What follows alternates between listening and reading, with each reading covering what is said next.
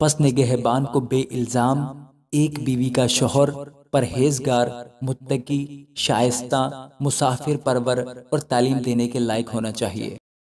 خداوند کے زندہ اور پاک کلام میں سے پہلا تیموتھیوس اس کا 3 باب۔ یہ بات سچ ہے کہ جو شخص نگہبان کا عہدہ چاہتا ہے وہ اچھے کام کی خواہش کرتا ہے۔ پس نگہبان کو بے الزام ایک بیوی کا شوہر پرہیزگار، متقی، شائستہ، مسافر پرور اور تعلیم دینے کے لائق ہونا چاہیے۔ نشہ میں غل مچانے والا یا مار پیٹ کرنے والا نہ ہو، بلکہ حلیم ہو، نہ تکراری، نہ زردوست، اپنے گھر کا بخوبی بندوبست کرتا ہو اور اپنے بچوں کو کمال سنجیدگی سے تابع رکھتا ہو۔ جب کوئی اپنے گھر ہی کا بندوبست کرنا نہیں جانتا ہو تو خدا کی کلیسیا کی خبرگیری کیوں کرے گا؟ نومرید نہ ہو تاکہ تکبر کر کے کہیں ابلیس کسی سزا نہ پائے، اور باہر والوں کے نزدیک بھی نیک نام ہونا چاہیے تاکہ ملامت میں اور ابلیس کے پھندے میں نہ پھنسے۔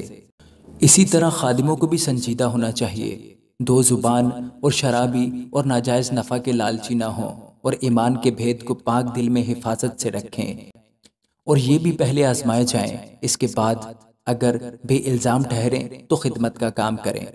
اسی طرح عورتوں کو بھی سنجیدہ ہونا چاہیے، تہمت لگانے والی نہ ہوں بلکہ پرہیزگار اور سب باتوں میں ایماندار ہوں۔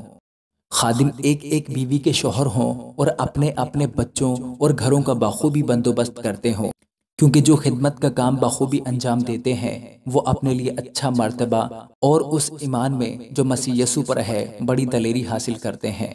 میں تیرے پاس جلد آنے کی امید کرنے پر بھی یہ باتیں تجھے اس لیے لکھتا ہوں کہ اگر مجھے آنے میں دیر ہو تو تجھے معلوم ہو جائے کہ خدا کے گھر یعنی زندہ خدا کی کلیسیا میں جو حق کا ستون اور بنیاد ہے کیوں کر برتاؤ کرنا چاہیے۔